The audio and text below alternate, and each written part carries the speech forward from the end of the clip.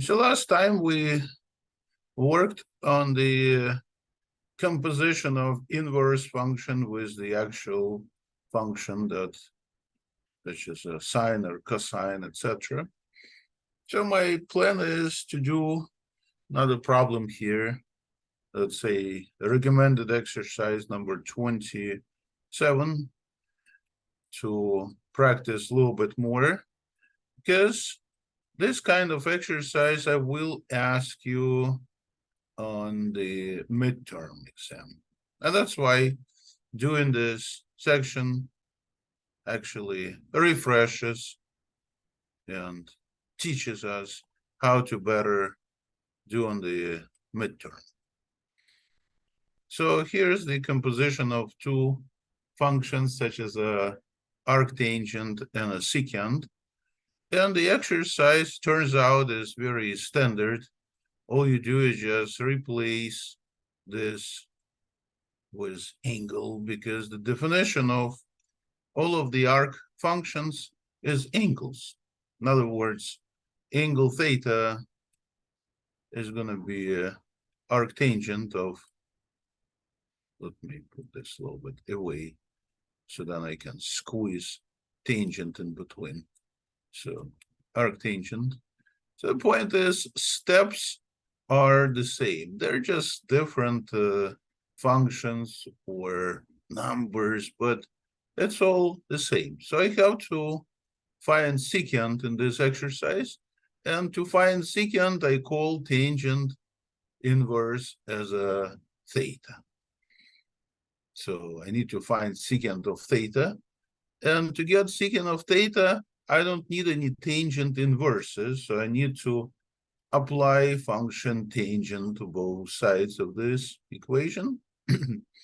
So that way, just a half is going to be on my right side, and tangent theta is going to be on the other side.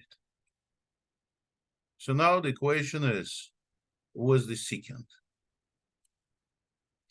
And we had this special trig identity called Pythagorean identity that worked with a secant squared of theta equal to 1 plus tangent squared.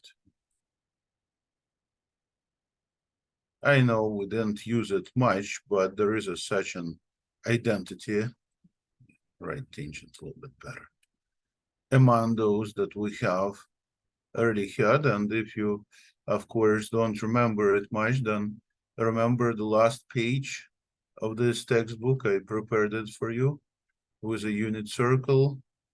And it also has this trig identity along with a secant squared plus sine squared plus cosine squared. So here's the other one that I'm using right now. So we can utilize it. And what we need to do is to find our secant. So to get secant, I just need to extract the square root on both sides, but then I have to decide if that's going to be positive or negative, because when I square root both sides, then it could be positive or it could be negative. So the question is, how do I figure this out? Well, to figure this out, I have to recall definitions. So I have to recall the definition of arctangent function. And we just had it once, but that's, I guess, enough. So you can see the graph of function arctangent that varies from negative to positive pi over 2. So for the function arctangent, and that's actually what we are working with here, because if you look at the exercise, that's where we started, arctangent of 1/2. So if we have a half, then arctangent will be an angle somewhere in between 0 and pi over 2. One can say, is that pi over 4? No, it doesn't have to be. In fact, it is not, because if you have pi over 4, it's 1. So 1/2 is a little bit less. But it's some kind of angle which is in between 0 and pi over 2. So now the question is, when I have a secant of this angle, what would be the sign, positive or negative? It looks like whenever you have angle in between pi 0 and pi over 2, it's always going to be positive, right? Because it's in the first quadrant. So I can recall another little graph here, the graph of function secant, which deals with 1 over cosine. So basis for it is going to be a graph of cosine. I can just prepare this a little bit. And then we have the actual pieces of function secant. They're just above and then another one below, right? And this intersection is actually pi over 2. So since we're someplace here from 0 to pi over 2, our value is positive. So I got plus sign. Please notice it could have been, well, it couldn't be anywhere because our arctangent is from negative to positive pi over 2. So it's always going to be positive, right? It's going to be something like that for a function cosine. So anyways, yes, the key idea is to know the graphs and to see these graphs more and more often. Definitely brings you with more confidence for the next class. Of course, on the midterm exam, I'm not going to give you such detailed question like this with secants and tangents. It's something that you could definitely handle. It should be pretty straightforward. But anyways, if you can follow this exercise, then you can actually do midterm pretty, I don't want to use the word easily, but it'd be straightforward. So anyways, what I'm trying to do is find the secant of theta.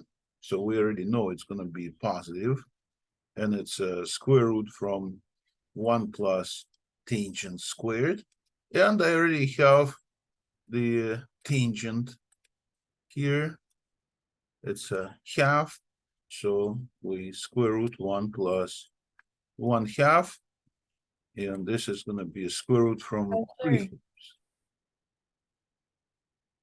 Yes. Oh, sorry, I have a question. Yes, please.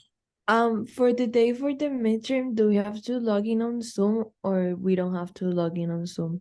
No, you don't have to. I will discuss the midterm after this exercise. Okay. Anxious, but I'm glad that you care. So anyways, I just got the answer. I added 2 halves and a half and got 3 halves as a square root extracted, and that should be good enough. In the textbook, maybe they get the answer that looks like square root 3 over square root 2, and then they decide to not to have a square root in denominator, so they can, let me write square root 2 a little bit better. So we can better see it.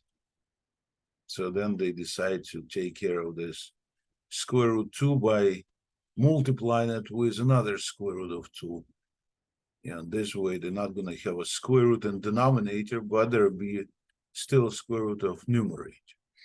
So for the exam, I'm not going to ask you to do this. If you do it, it's fine. If you don't do it, it's also fine. But the message is in the textbook, the answer, I guess, is going to look like square root 6 over 2 rather than radical 3 halves. But to me, it's the same thing, and I will be able to understand your answer.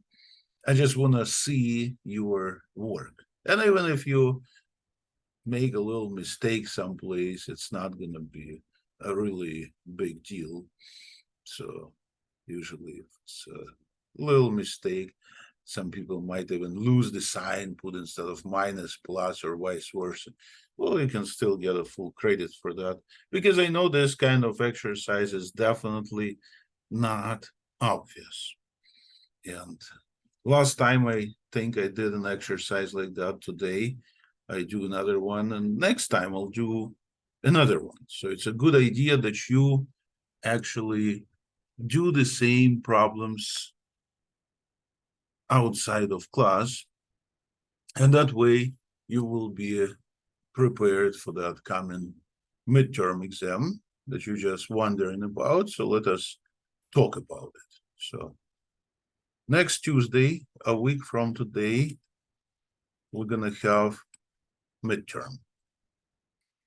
On that midterm, we're gonna go over the same material that is covered by now. So the midterm will contain chapter 6, and we also had two sections, 7.1, and this one is 7.2. So I will send it to you by email, that midterm exam. So just like I emailed you recently, actually this morning, you can see if you check your mailbox what I sent to you as a practice for the midterm exam. If you just open it, it's going to be a PDF file that nicely opens. And I'd like to discuss this in a little bit more detail right now, because I know it is a little bit different with the other things that you get for the exams. So you will get exact same email from me. So all you do is just click on it, open it, and do the problems. And once you're done with them, email it back exactly the same way. So you don't post it on the Canvas or someplace else. Make a picture and send it to me by email. That's all I want. Email me back your work. And actually, you should show me your work, how you did the problem, for credit. So if you don't show work, well, I guess you're not going to get a full credit. So you do this work, like exercise I just done, definitely is not done in my head. It's done on a piece of paper. So you just make picture of whatever you wrote and send it to me. And it's only going to be helpful. It's not going to downgrade you. When I say, Alex, what if I just guess the answer correctly, but I have no idea how to do the problem? Well, I don't think you will be able to. That's why I'm saying that you better show me your work, and that way I will see how you made a mistake, if you made one, and that way you might even get a full credit if that's some minor mistake. So it's in your advantage to show work. That's the message.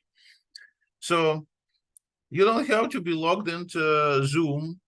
I will be on Zoom. I will actually get there as usual at 9:50 and see if anyone has any questions or needs some clarifications related to this midterm. And so I will be there. If you want, you can log in if you have a question. If not, you don't have to, because I'm going to send you this midterm exam earlier than the class time starts. So it's like 8 o'clock. And some people, the practice shows might be done before the class time. So when you're done, just email me your work. And that's it. So that'd be the exam day next Tuesday. So you also should send me your homework by email, exact same way. I would prefer that you send it in a separate email, because sometimes it's getting mixed up. Sometimes the files are too big. So there are various issues. That's why send me midterm separately, and homework you can send to me at any time. I think someone in class already sent me homework. It was just perfect. I loved it. So send me your homework. I usually give full credit for it. So whatever you've done, email it to me, and the due day is next Tuesday. So by next Tuesday, I hope to receive your homework. So the midterm will be on Tuesday. So I'm not saying what time it starts. You can start whenever you receive email from me. I will send it to you early. I don't set the time when you need to send me your work. You can send it to me any time on Tuesday. I say even 2 o'clock, yes. Even 10 o'clock at night, yes. Just take it seriously that Tuesday. Make sure that you set the time and you can take exam, make pictures, or get help to make pictures. You can take it on campus and go to the library. They will help you to make pictures if you can't or whatever. So they will help. In the library, it's their job. So one should realize it. So the homework was assigned. It's 2 problems from each section that we covered in class. I know some sections disappeared, so I posted all of them on the YouTube. And I gave you the link to that channel. I think I emailed it a couple of times. I can put this link again. So it's the same exact lectures that I already sent to you. So the lectures that we had so far, I just posted them all on the YouTube. So I recommend you just subscribe this folder. This way you will have quick access to it rather than digging through your email and then people send me, Alex, the August lecture disappeared or something. So just get subscribed to this link, because I know that sometimes you lose email or something happened. I already had a number of people asking me for some kind of lecture in middle of September or something. So they all here. Everything I have is here on the YouTube channel. So you can do 2 problems from each of this recording. Plus, there was a couple of more last week, and there'll be one today and one on Thursday. So 2 problems, two problems from each lecture, whichever you want. You don't want a problem from the lecture, you do problem from that section. You like to do something else, do something else. It doesn't matter to me. That's the message. Maybe you already done something, so just send me whatever you've done. Okay, so there'll be another lecture on Thursday. It's not on YouTube, of course. I didn't have that lecture. So besides these 10, there'll be like 3 or something more that you can also check out. And well, today is just a practice, I guess, for the midterm. Same be the next time, so you don't have to worry about those.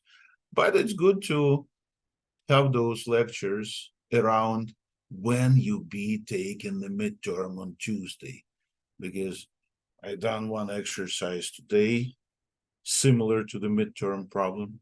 I done one, or I think even 2 last time.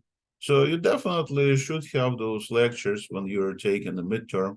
And if you don't know how to do the problem, well, I give you the whole day so you can actually learn. You can watch that lecture, see how I did the problem, and just reproduce the same process, and that'd be good enough. So again, homework is due on the Tuesday. If you have it earlier, fine, email it to me earlier. But again, it's all here on the YouTube. So if you do problems from section 1 through 10, it'd be good enough. I say, what if I don't even do problem from the next section, next lecture, 11th, the one you don't have? Yes, that'd be good enough if you do from 1 through 10. But you should do it, get a piece of paper and do it. Now, somebody asked about quizzes. So quizzes we had during those lectures. If you did not take a quiz, well, take it. Send it to me, but please send it to me separately, because it'd be hard for me to understand what is that you send it to me. So you should tell me that you're in trigonometry class or 11:14, and just email me whatever work you have. So you should clearly let me know what class you're in, please, whenever you email me some work. So practice lesson is up to you. If you want to do it for practice, send it to me. Don't want to do it, well, don't send it to me. Again, it is up to you what you are doing for your homework. I don't tell you exactly what to do or what not to. Well, just send me the full package of work. If it comes in more than one email, send me a few emails. That's also fine. But do some work and send it to me, and I will gladly accept it. So what lessons you have to do? So I just told you, you look at the lectures that we done. So you do lesson, I know what you call this lesson.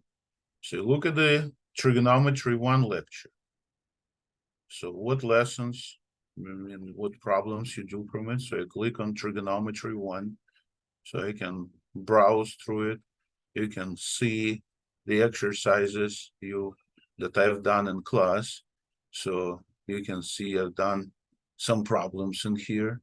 So you can do exactly the same problems. So exactly the same problems means you can do problem number 23, you can do problem 29. Good enough. Move to the lecture 2. Same thing. You can see what problems I did, and you can do lesson number 53, and you can do lesson number, so here's 53, and there was here also 37. I say, Alex, no, I don't like 53. I want to do 41 or 42. Fine with me, do 42. It is up to you. That's what I'm trying to explain. Some people like problems that I did. Some people want to do different. Yes, it is your homework.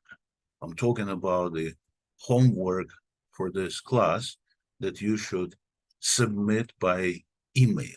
So you make picture and you email it to me. So what's for the homework? Well, these are the sections.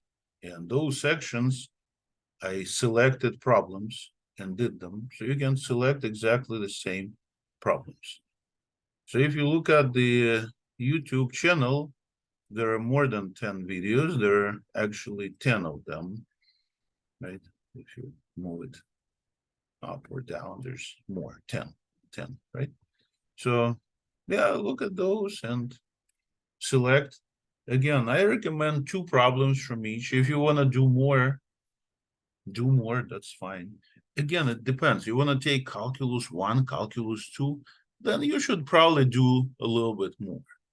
If this is your last class, that's it, then just select those problems, 2 problems from each. That'd be, I think, pretty good. So again, just do something.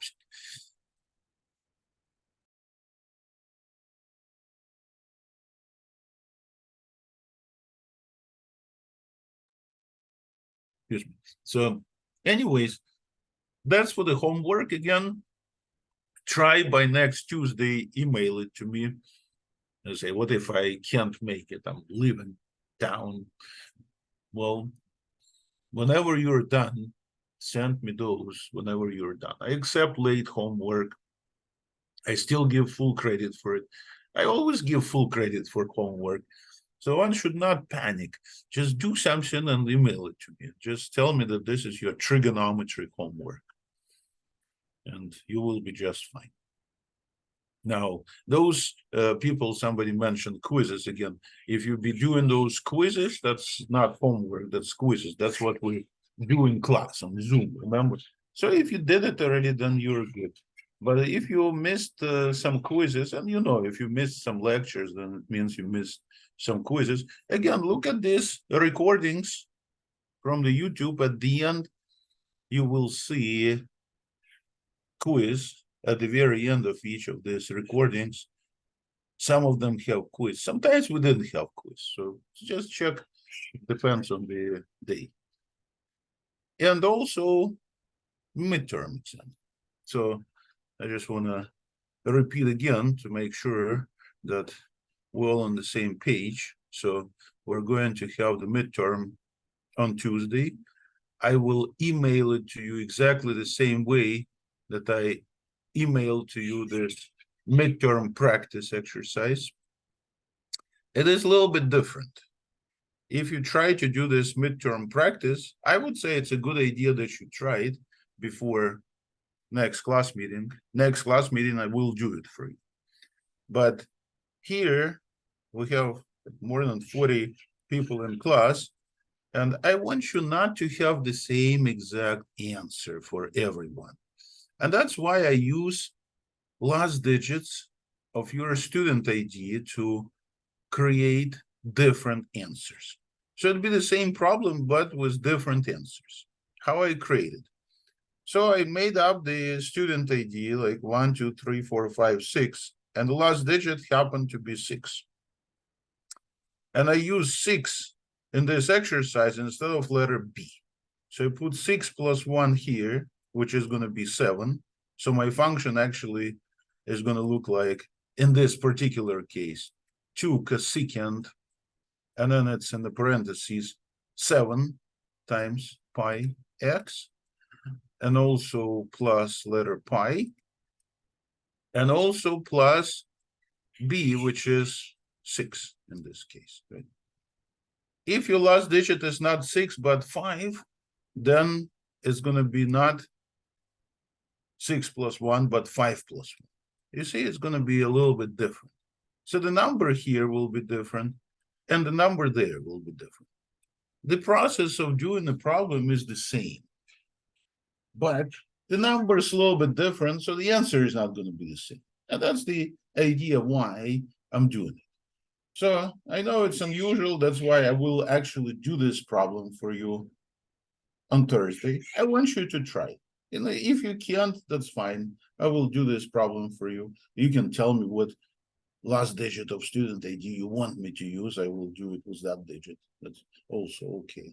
So it will be a very spent in very detail. I work out this exercise. But again, it'd be good if you try, if you can make it, then it's even better for you, right? But on the exam, I will ask you something very, very similar. So it's not going to be totally different exercise. I will ask you also to graph function cosecant. So I'll put cosecant. So it'll be pretty much same thing. So you will already know how to do the exercise, pretty much. And that's the idea. You will have one exercise with last digit of your student ID. And the other exercise, there'll be 2 problems in this midterm. Will be similar, I already told you, to what we started with this exercise today's class. And we did another similar to it last class. So check your emails. I emailed you a recording of that. So that will use a digit before the last one. Like in this example, it's 5. Well, yours most likely will not be 5, but something else. So whatever it is, just put it for the second exercise, which is not here, but it will be pretty much the same with the exercises that I'm doing from section 7.2. So 7.2 is another section that you should concentrate on. So one problem comes from section 7.2, which is the one that I already did a couple of problems from, and the other will come from section, it's like dealing with 6.6, 6.5. It's pretty much same story, so that'll be another problem that comes from the to the midterm. So I guess that's pretty much all I wanted to tell you today. So on Thursday, we're gonna do more problems. So check your email and try the exercise that I just discussed. And I guess that's pretty much all. So I don't give you a quiz today. I just want you to start to put your homework together.